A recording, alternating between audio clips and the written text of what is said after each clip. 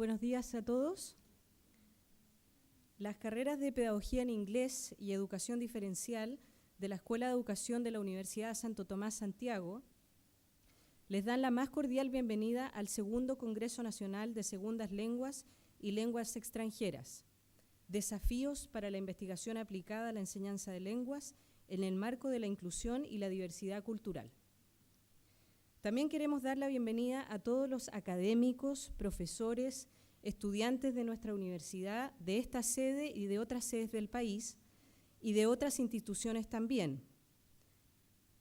Todos ustedes vienen a escuchar interesantes investigaciones relacionadas con la temática del Congreso. Tenemos presentadores de la Universidad Central, Universidad de Chile, Pontificia Universidad Católica, Universidad de la Frontera, Playa Ancha, y algo que nos orgullece mucho es tener presentadores de liceos, como del Liceo Ríos de Chile y así como también de la Escuela Básica Fray Camilo Enríquez. Les voy a explicar la modalidad y estructura de este congreso. En primera instancia tendremos la presentación de la señora Mónica Rodríguez Salvo, que se titula El rol de las habilidades emocionales y sociales, la verdadera revolución en educación inclusiva. A partir de las 11 horas tendremos las presentaciones de forma paralela en las salas B03 y B04 que están en el piso 0 de este edificio. Tendremos presentaciones tanto en inglés como en castellano, ya que el Congreso ha sido organizado por Pedagogía en Inglés y Educación Diferencial y hemos querido dar cabida al público de ambas disciplinas. Tenemos anfitriones también de Pedagogía en Inglés hoy día, que los podrán guiar a sus respectivas salas. Y el miércoles 25, mañana, tendremos anfitriones también de Educación Diferencial, apoyando la logística de nuestro congreso. A las 11:30, hoy y mañana, tendremos un coffee break para luego volver a la sala a las 12 horas en punto. Para el día de mañana la estructura es muy similar a la de hoy. Contaremos en primera instancia con otra conferencia de apertura de la señora Mónica Rodríguez Salvo, que se titula El rol de la inteligencia emocional y social en educación, formando a los líderes del futuro. A partir de las 11 horas también tendremos las presentaciones en forma paralela, pero esta vez en salas distintas, B03 y B01 respectivamente, en el mismo piso 0. El coffee break también será a las 11:30 en el mismo lugar de hoy. Finalmente cerraremos este congreso mañana con la conferencia del doctor Felipe Jiménez Vargas en la sala B03. Bueno, y para dar entonces inicio a nuestro congreso, quiero dejar con ustedes a la señora Mónica Rodríguez Salvo, quien dictará la conferencia El rol de las habilidades emocionales y sociales, la verdadera revolución en educación inclusiva. Mónica es licenciada en Dirección de Recursos Humanos, egresada de la Universidad de Belgrano, traductora pública y profesora de inglés. Es también egresada de la Universidad de California en Estados Unidos, como especialista en mindfulness para la educación. Mónica trabaja en el ámbito educativo desde hace 18 años y comenzó hace más de 8 años a transitar en el camino de la formación docente, desarrollando contenidos y realizando cursos y workshops de capacitación docente en áreas como uso significativo de la tecnología en el aula, social and emotional learning, aprendizaje socioemocional en el aula, mindfulness para educadores, assessment, habilidades del siglo XXI, entre otros. Actualmente se desempeña como consultora académica independiente, liderando proyectos de formación docente y lidera su propio proyecto educativo para formación empresarial. Es autora de la sección en aprendizaje socioemocional de la tercera edición del libro WhatsApp para enseñanza del inglés en colegios secundarios. Actualmente se desempeña como directora en su propia consultora Inspired, consultora educativa, realizando servicios de capacitación docente y análisis académicos y alcanzando a más de 250 alumnos en diferentes empresas e instituciones educativas de Argentina y la región. Dejo con ustedes entonces a la señora Mónica Rodríguez Salvo. Buen día. ¿Cómo están? Es un honor para mí poder estar compartiendo esta mañana con ustedes. Como ya habrán notado, vengo de Argentina, soy argentina, y siempre que comienzo este tipo de sesiones en otros países que no son el mío, aclaro de que soy argentina, pero no soy porteña, porque a veces esto marca una diferencia también. Soy del interior de Argentina y de hecho tuve mi formación docente también en provincias del interior y es algo que también me enorgullece. Quiero agradecer la invitación de la universidad para ser parte de este congreso. Apenas me invitaron, me resultó sumamente atractivo el tema y creo que es de absoluta relevancia en lo que tiene que ver con educación hoy.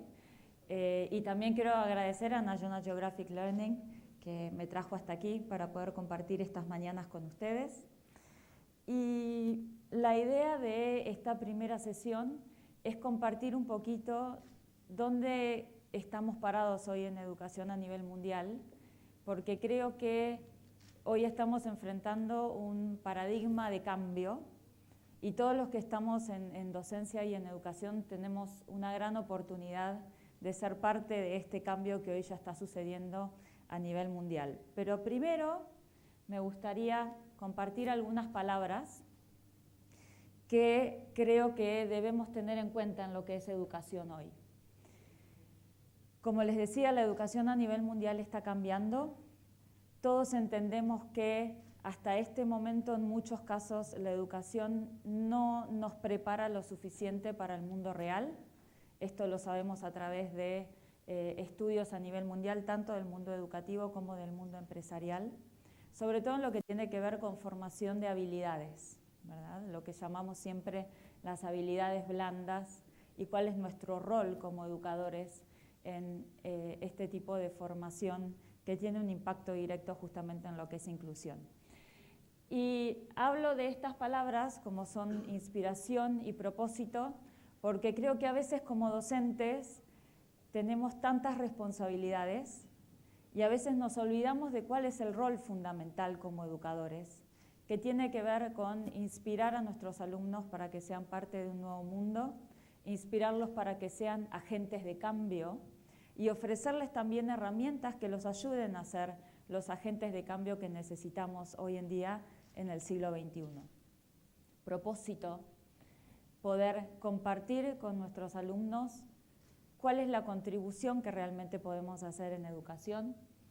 Conexión, esta palabra que a veces está ausente en nuestras aulas. Yo todavía sigo visitando aulas donde veo que el docente y el alumno aún están desconectados, no hay una línea de conexión entre ellos y creo que la conexión en educación tiene que ver con lo emocional, porque ninguno de nosotros hubiéramos elegido las carreras docentes si no estuviéramos de alguna manera involucrados emocionalmente con lo que sucede en nuestras aulas.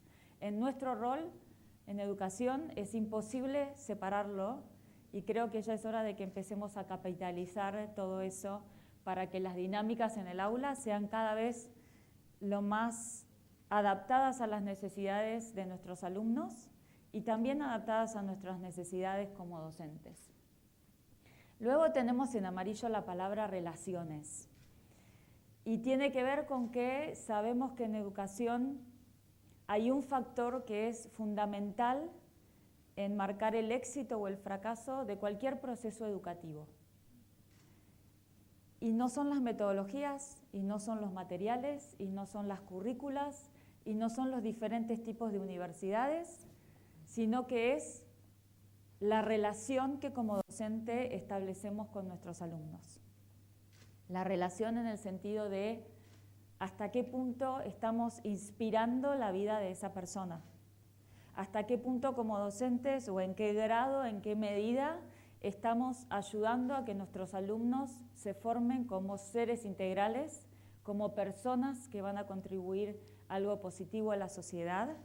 Y esta relación alumno-docente es lo que sabemos de acuerdo a estudios de pedagogía aplicada, psicología, etcétera, es el factor fundamental que va a determinar si un proceso de aprendizaje es exitoso o no.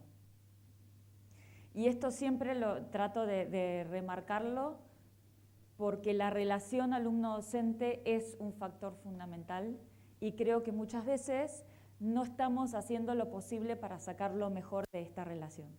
Entonces las reflexiones también van a estar alineadas a esto también.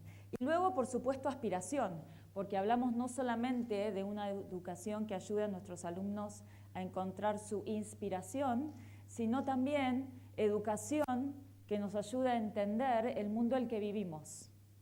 Un mundo diverso, un mundo rico, un mundo donde justamente debemos comenzar a entender la diversidad como riqueza y a entender las diferencias como potencial y no las diferencias como algo que nos separan, ¿sí? Entender la diferencia desde el lugar de la posibilidad de poder ver el mundo a través de los ojos de otro, a través de una mirada y una perspectiva más amplia y diferente. Y la aspiración, que es la última palabra que tenemos en este slide, tiene que ver también con ayudar a entender y ayudar a que nuestros alumnos comprendan el valor del esfuerzo dentro de todo proceso educativo. Y dentro de lo que es, quizás hayan oído alguna vez escuchar sobre Carol Dweck. Carol Dweck habla de la mentalidad de crecimiento, que vamos a hablar un poquito hoy, y tiene que ver con este punto de aspiración, de que todos como seres humanos tenemos potencial ilimitado para desarrollar nuestras habilidades. Por supuesto, somos mejores en algunas que en otras, pero tenemos un potencial ilimitado para desarrollar nuestras habilidades, siempre y cuando el esfuerzo necesario esté presente para poder desarrollarlas. Y esto tiene que ver con el punto de aspiración. Y elegí estas palabras para que abramos esta sesión, que intento que sea también de alguna manera construida entre todos, que no sea solamente una disertación, porque creo que tenemos que comenzar a entender el valor y la presencia de estos conceptos en educación también. Pero como vieron en el título, esta presentación es sobre educación social y emocional y el impacto en educación. Pero la primera pregunta es, ¿por qué hablar de emociones en los procesos educativos? ¿Son todos docentes? ¿Ustedes ya son todos profesores? ¿Están enseñando en este momento? ¿No? ¿Estudiantes? Estudiantes también. Bien. Cualquiera que haya estado en un aula y que en algún momento de la vida haya enseñado algo, sabe de que una persona que está, o un niño, o un adolescente, o un adulto que está emocionalmente comprometido, no puede aprender. Esto es simple y sencillo, o puede aprender un mínimo de lo que esperaríamos que pudiera llegar a aprender sobre el tema que estamos intentando compartir. Pero me gusta traer un poquito de lo que es investigación a nivel mundial, no solamente en el mundo educativo, que luego les voy a compartir algunos de los resultados que tenemos sobre impacto de habilidades socioemocionales en educación, sino traer un poquito por qué el rol de las emociones hoy en día y el rol de las habilidades socioemocionales hoy en día en cuanto al mundo del trabajo, que en realidad es para lo que estamos preparando a nuestros alumnos en algún momento, para que se inserten en la sociedad y en el mundo laboral como ciudadanos que contribuyen, ¿verdad? En el mundo laboral, por ejemplo, hoy en día, más del 58% de la medición que se hace con respecto a la performance de las personas está directamente relacionado con habilidades o subhabilidades socioemocionales. 58%. ¿Esto qué quiere decir? Que nuestros conocimientos técnicos, nuestros conocimientos duros, si se quiere, son hoy en día casi tan importantes como el rol de las habilidades socioemocionales, porque estamos hablando de trabajo en equipo, comunicación efectiva, trabajo colaborativo, empatía y todo lo que tiene que ver con las relaciones con el entorno. Y cuando yo leí este estudio, realmente me pareció muy significativo porque creo que ilustra muy bien esta realidad en la que estamos hoy plantados en educación. ¿Y qué estamos haciendo para poder ofrecer dentro de nuestro impacto como docentes, como profesores, como maestros, para contribuir a esto, que es lo que hoy en día se está pidiendo en el mundo laboral?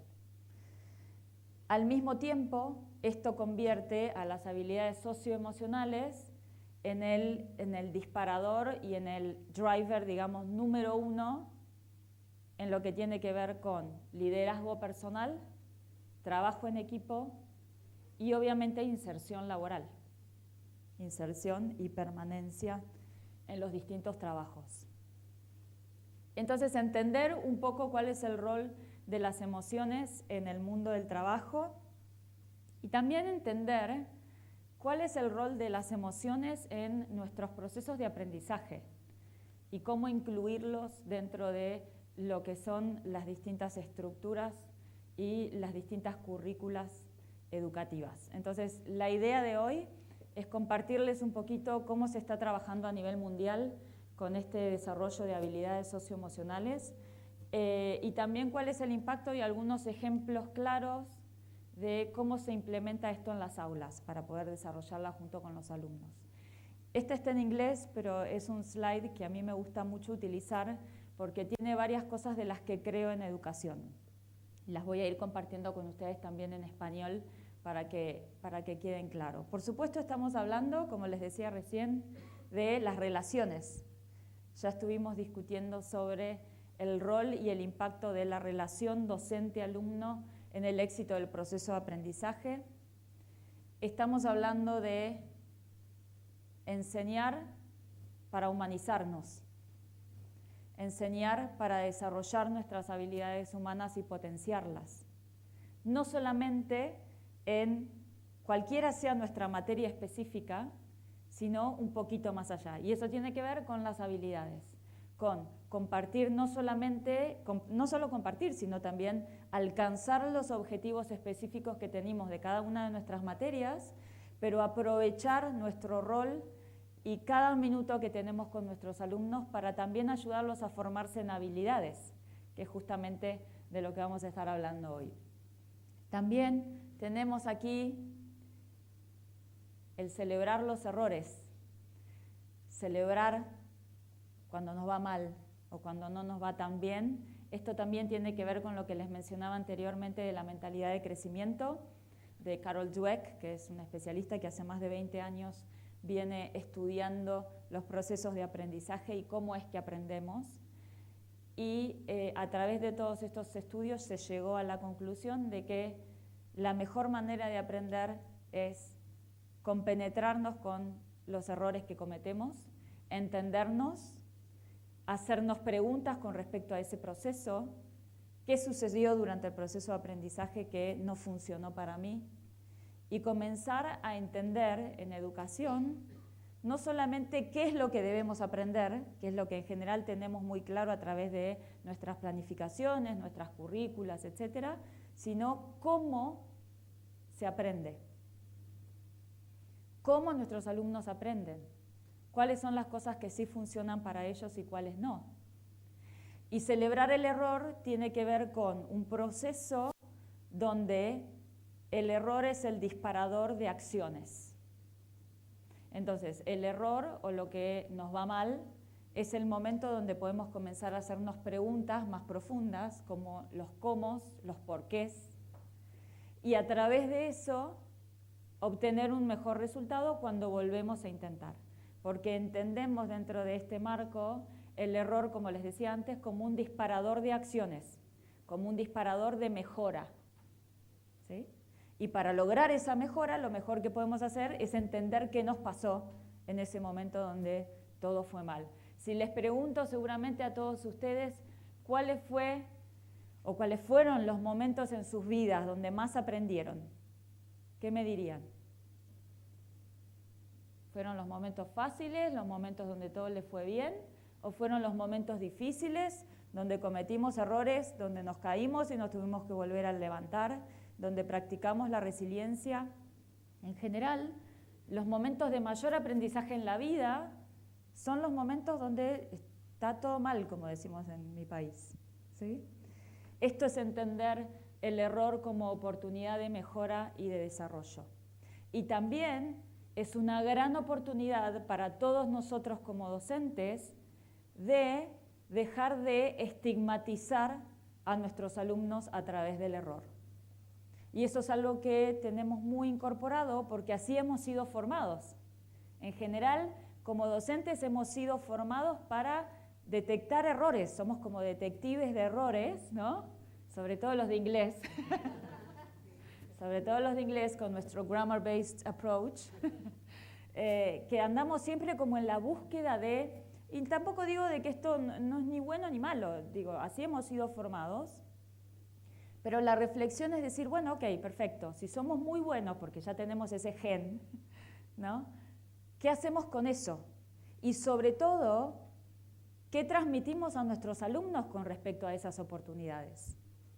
Porque el proceso, y acá también viene otro de los grandes desafíos que estamos enfrentando hoy en día en educación, el proceso es de ellos. El proceso de aprendizaje es de nuestros alumnos, no es nuestro. Otro gran desafío para los que ya somos docentes hace muchos años, y espero que las nuevas generaciones les sea más simple, otro gran desafío para nosotros que nos han enseñado a ser docentes, desde el me paro acá y les comparto información, ¿sí? Porque este era el rol de todos nosotros como docentes, el rol de la escuela, el rol de la iglesia y demás en el pasado, donde eran los únicos centros de información, los centros donde existía la información. Pero hoy en día, ¿dónde está la información?